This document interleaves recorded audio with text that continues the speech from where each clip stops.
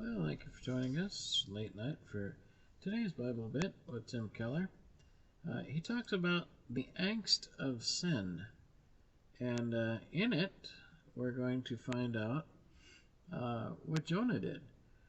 Jonah ran away from God. That wasn't really the bad part. That's an incident, but there was something hidden in the prophet's heart that needed to be corrected, and if it wasn't corrected, he definitely would have been hell-bound. Tim Keller is going to talk to us about that, so take a listen for a few minutes, and leave a comment, tell us what you think.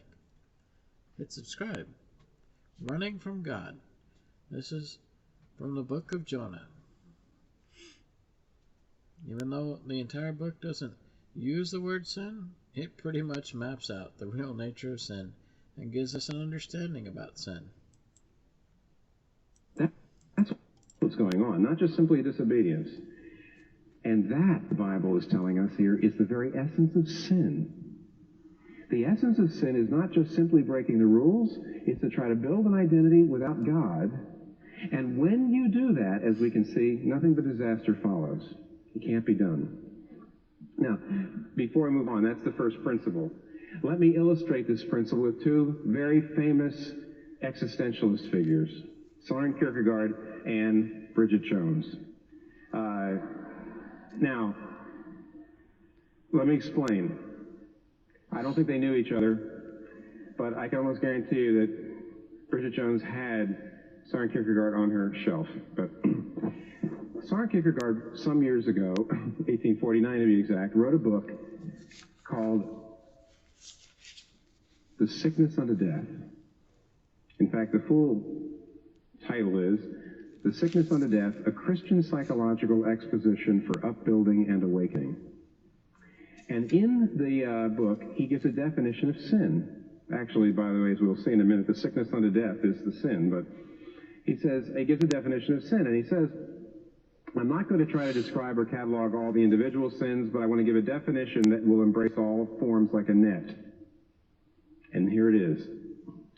Sin is to despair of getting itself before God, and then the despair of seeking to be oneself without God. You hear that? What he's saying is sin is the despair, to do exactly what Jonah's doing, despair of trying to get a self or an identity before God, and then sin is the despair that comes from trying to be yourself without God. He says it can't be done. And he says any person who tries to manufacture his or her own identity without God, quote, gets an identity which is like a king without a country, or a country who has subjects for whom rebellion is legitimate every moment. Now, you didn't really expect to understand Kierkegaard the first time I read it, did you? No, nobody does. Let me explain. But let me explain Kierkegaard in terms of Bridget Jones. This summer, I was in the Barnes & Noble, and I bought Bridget Jones' diary, and my wife, Kathy, looked at me. Why are you buying Bridget Jones' diary? And I said, well, because, when it came out 4 or 5 years ago, New York Times kept saying that this was the quintessential post-modern, post-feminist, post-ideological novel.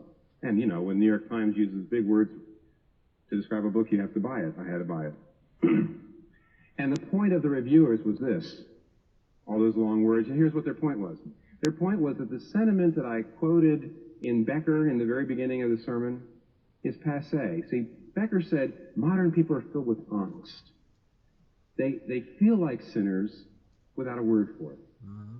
They feel inadequate. They feel shame. They feel guilt, and they don't know what to do. Wrong. And what the reviewers were saying is, in a book like Bridget Jones' Diary, there you see that that's just passé. That idea is passé. Yes, Bridget Jones' mother and her grandmother probably did a lot of things that Bridget Jones does without even thinking about, but they felt guilty about it. Yes, of course, don't forget, this is Britain, so it's a little different, but in other words, Bridget Jones just runs around doing things that her mother and her grandmother her great-grandmother would not have done, and her mother and her grandmother probably did, but nobody knew about it. Her mother did openly, but felt guilty about it, and now Bridget Jones does, and doesn't give a rip, doesn't even think about it. And so when you read it, it does seem that, yeah, that's right, postmodern people don't seem to have this sense of being sinner. No, look deeper. Look deeper. In fact, she's doing she is proving what this chapter and Kierkegaard are saying. This is from her New Year's resolutions. I chose these from her New Year's resolutions. 3 of them. Number 1, New Year's resolution number 1, buy books by unreadable literary authors to put impressively on shelves. So your guests will say, oh, sickness unto death. Interesting. Resolution number 2, develop inner poise and authority and sense of self as a woman, complete without boyfriend, since this is the very best way to obtain boyfriend.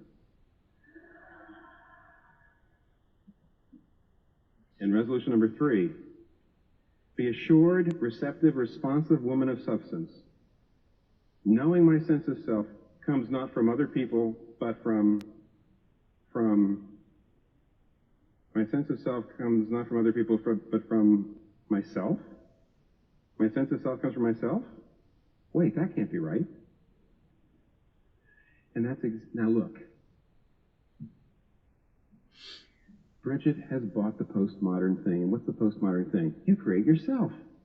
You don't need what other people. Nobody else can tell you how you have to be. Nobody else can tell you who you are or what's right or what's wrong. You create your own self. And Bridget is showing what Søren Kierkegaard said and what the Book of Jonah is saying, and that is you do not have the power to do that. You cannot validate yourself. So here she is saying, I am poised. I know who I am. I am secure. I know that I'm valuable. So why you need somebody to notice the books on your shelf and to at least think you're intellectually sophisticated? Why do you need to have some hot young thing want to date you? Because it looks like you don't need boyfriends. In other words, if you desperately need every day to have people telling you one way or the other that you're okay, doesn't that mean that deep down inside you know you're not? Yes. And what Kierkegaard said, that strange cryptic statement that I read at the end, he says, anyone who tries to find a self apart from God, anyone who tries to find a self away from God, gets an identity is like a king without subjects, or like a king with subjects who feel they can rebel all the time. What does that mean? It means simply this, that your self, your identity, is deeply unstable. Mm-hmm. You get it a compliment today, get it a compliment tomorrow, and it'll say, okay, but if you don't you go for a while and nobody wants to date you and nobody thinks you're intellectually sophisticated, and your ego goes nuts, your identity goes nuts. Why? You need a word from the outside. You cannot validate yourself. Mm-hmm. You can't just say to yourself, I know I'm all right. You've got to get a word from outside. You've got to get affirmation from outside. There has to be a word. If it's not the word of the Lord, it's got to be a word from... You have to have a word from outside. You do not have the power to make yourself a self. That is the fundamental assumption of everybody at college here. It's the fundamental assumption of modern high culture and popular culture, that you can decide who you are and you can validate yourself. That's ridiculous. It is, amen. So, running away from God, trying to find your identity without God. Good luck, He's your maker. How wonderfully and carefully He formed us. To abandon that blueprint, well, my mind, my heart, my soul, makes no sense at all. Tell us what you think. Hit subscribe. Join us daily. We miss you. Don't miss us.